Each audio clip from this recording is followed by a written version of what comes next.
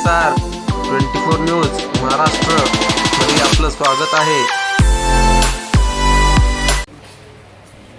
नमस्कार, आपण आहोत आता धाराशिव जिल्ह्याच्या जिल्हा कृषी विकास अधिकारी जिल्हा परिषदच्या कार्यालयामध्ये.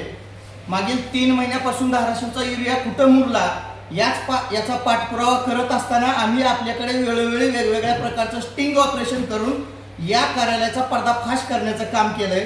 भारत देशातला शेतकरी का आत्महत्या करतोय त्याचं जिवंत जळजळीत उदाहरण म्हणजे धाराशिव जिल्ह्यातला कृषी विभाग. आपण या ठिकाणी पाहू शकता SN पाळेकर म्हणून आहे असं अधिकारी, जे की सध्या 4:30 वाजलेले आहेत, या ठिकाणी कार्यालयात नाहीत. यानंतर आपण या ठिकाणी PY जाधव म्हणून आहेत सहाय्यक प्रशासन अधिकारी, ते पण या ठिकाणी हजर नाहीत. त्याच्यानंतर आपण या ठिकाणी बघू शकतो आस्थापना 2 शाखा SS जाधव म्हणून सहाय्यक कनिष्ठ प्रशासन अधिकारी आहेत, ते पण या ठिकाणी हजर नाहीत. त्यांची खुर्ची या ठिकाणी दाखवा. त्याच्यानंतर SL सोमनवार म्हणून आहेत लेखा भांडार शाखेचे, त्यांचीही खुर्ची दाखवा.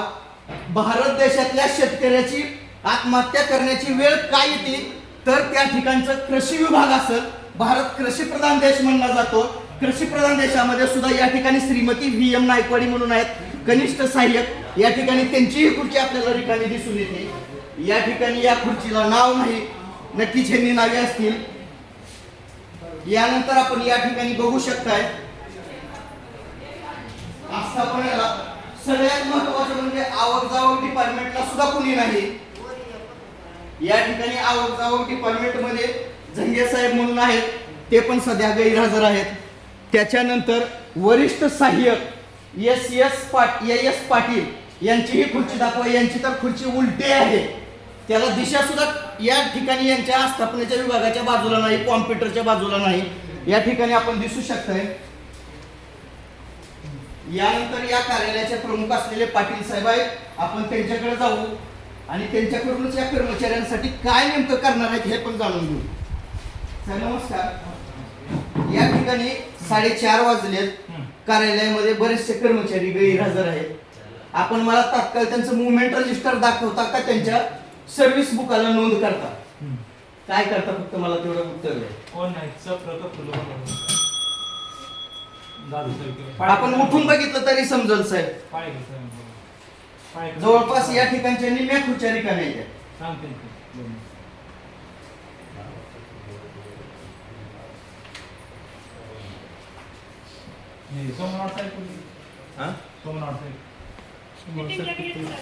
त्यांच्याकडे 2 चार्ज आहेत. जंगे साहेब आजारी काय दिवस बघायला मिळेल. बाकीची पण आहेत आणखी तिथे 2 जाधव कोणतरी आहेत, PS आणि AS का कोणतरी 2 जाधव आहेत, ती पण गैरहजर आहेत. आता आपण नव्हतं साहेब आपल्या याच्यावर मी आल्यावर भेटलो विषय असे नव्हते. व्हिडिओ कॉन्फरन्स आहे ना, तसं काय नोंद आहे का तिथं मुवमेंट रजिस्टरला? खाली जीडीत जायला नसतं. दुसऱ्या ऑफिसला बरं, मी एक निवेदन दिलं साहेब आपल्याकडे. धाराशिव जिल्ह्यातल्या ज्या कृषी दुकानदारावर आपण निलंबनाची कार्यवाही केली त्यांच्यावर कुणावर असा गुन्हा नोंद झालाय का? गुन्हा नोंद फक्त SO ऑफिस करू शकतं, हे ऑफिस करू शकतं. बरं, आणि आपण काल परवा मी तुम्हाला एक फोनद्वारे एक सुद्धा संपर्क साधला होता. 7,883 मेट्रिक टन खत शिल्लक आहे म्हणून आपण उत्तर दिलं. ती खत कुणाला विकला याची मी माहिती मागितली होती, ती न करता ती माहिती तर दिलीच नाही. परत पण आपण प्रेस नोट काढली की 5,500 मेट्रिक टन मागवले आणि त्यातला बराचसा खत हा जवळपास माझ्या माहितीनुसार 2600 टन काहीतरी काल एक परवा खत आला असला अंदाजे. त्यामध्ये आपण खत दुकानदाराच्या या ठिकाणी ITI कॉलेजच्या शेजारी असलेल्या महामंडळाच्या वखारमध्ये शिफ्ट केलं. तुम्हाला फोनवरून कल्पना दिली होती, त्याची पण माहिती घेऊन माहिती देतो म्हणून. ज्या दुकानदाराने पैसे दिले, डिमांड केली, त्यांना RCF ते पुरवठा केलेला. RCF न पुरवठा केलेला. पण लिंकिंगचा काय प्रकार आहे त्याच्यात? लिंकिंग काय समजा दुकानदाराकडे गेलं का की दुकानदार म्हणतात की बाबा लिंकिंग आहे, त्याला 1,500ची वस्तू घ्या, 1000ची वस्तू घ्या. असेल काय असेल ते दुकानदाराने SO ऑफिस किंवा AD ऑफिसला पत्र द्यावं, बाबा ह्या किंवा पावती द्यावं, हे लिंकिंग झाले. त्यानुसार SO ऑफिसला सर्व जावं म्हणजे कारवाई करावी. बरं, मी 3 महिने झालं साहेब हेल्पटा मारतो आपल्या ऑफिसला. 3 महिन्यामध्ये आपण 7,883 मेट्रिक टन खत नेमका कुणाला विकला ह्याची आतापर्यंत का माहिती दिलेली नाही मला माहिती म्हणजे कृषी सेवा केंद्राकडून माहिती देऊ शकते. नाही, पण आपण त्या कृषी सेवा केंद्राला पत्र काढलं होतं ना, मग आणखीन पण माहिती आली नाही का? मग दिरंगाई दप्तर दिरंगाई केलेल्या एखाद्या दुकानदारावर पण आपण फौजदारी गुन्हा का नोंद केला नाही? फौजदारी गुन्हा नोंद करायचे फक्त अधिकार जे लायसन ऑथॉरिटी आहे त्यांनाच आहे का?